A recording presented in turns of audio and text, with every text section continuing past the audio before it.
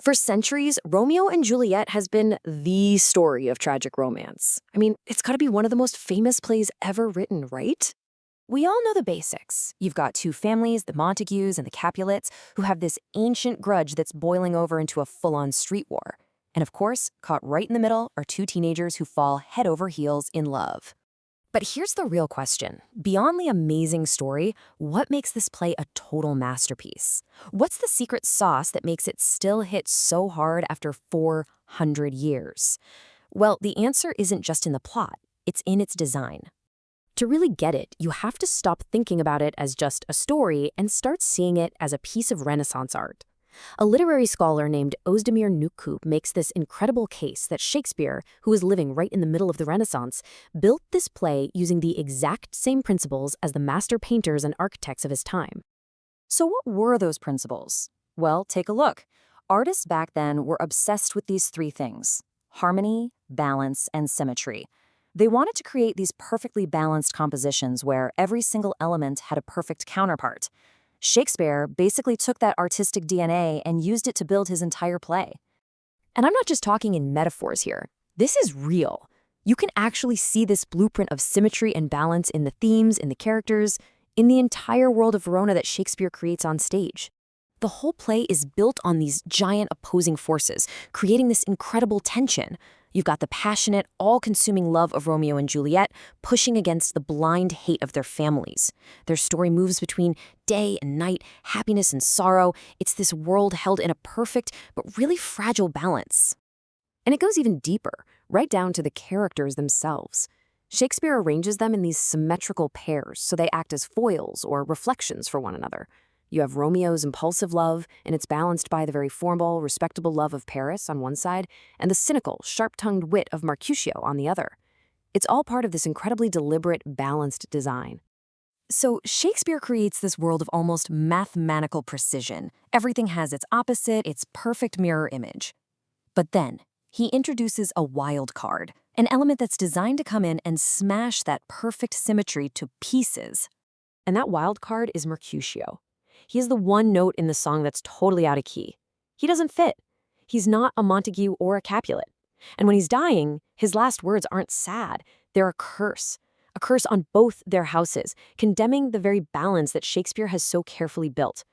His death is the exact moment that the whole perfect structure begins to crack and fall apart. Okay, but it doesn't stop there. Let's look at another Renaissance art trick. Beyond symmetry, painters from that era were masters of light and shadow. It's a technique called chiaroscuro. Well, Shakespeare does the exact same thing, not with paint, but with words, and with the settings of his scenes. And here's the key observation. Romeo and Juliet are almost never together in broad daylight. They live in a world of half-light, yarıkaranlık, as Nükkup puts it. And that's totally intentional. It makes their love feel like it's the only real source of light in their dim, dangerous, and shadowy world. And this pattern starts the very second he sees her. Think about it. They're in a hall lit by torches. And Romeo doesn't just think she's pretty. He says she's a light, so powerful, she could literally teach the flames how to burn brighter. And then, of course, you get the balcony scene, and he takes it even further. Under the moonlight, he doesn't just compare her to a light. Nope. He says she is the light source of the entire world. She is the sun powerful enough to turn night into day. And what's amazing is that Juliet sees him in the exact same way. It's perfectly symmetrical. For her, Romeo isn't just in the night. He is the light of the stars that would make the darkness itself more beautiful than the garish sun. And if you just look at the list of places where they meet, the pattern is absolutely undeniable. A torchlit hall, a moonlit balcony, the friar's dim cell, her candle-lit bedroom, and finally, a torchlit tomb. They are truly lovers of the half-light, and their story tragically never gets to see the full light of day. So you put all this together, the symmetry, the balance, the use of light and shadow, and you start to realize Shakespeare's real genius here wasn't inventing a new story. It was taking an old one and transforming it with this absolutely incredible artistic structure. You see, the basic plot wasn't new. It had been floating around for a while, first as an Italian story, then a French one, and then it became a really long English poem by a writer named Arthur Brooke. And that poem, that was Shakespeare's direct source. But Shakespeare did something brilliant. He took that basic story, built that perfect Renaissance framework of symmetry and balance all around it, and then he added the one character who was specifically designed to burn it all to the ground. Mercutio. He doesn't exist in that original poem by Arthur Broke. He is Shakespeare's invention. And that right there is the ultimate proof of this hidden blueprint.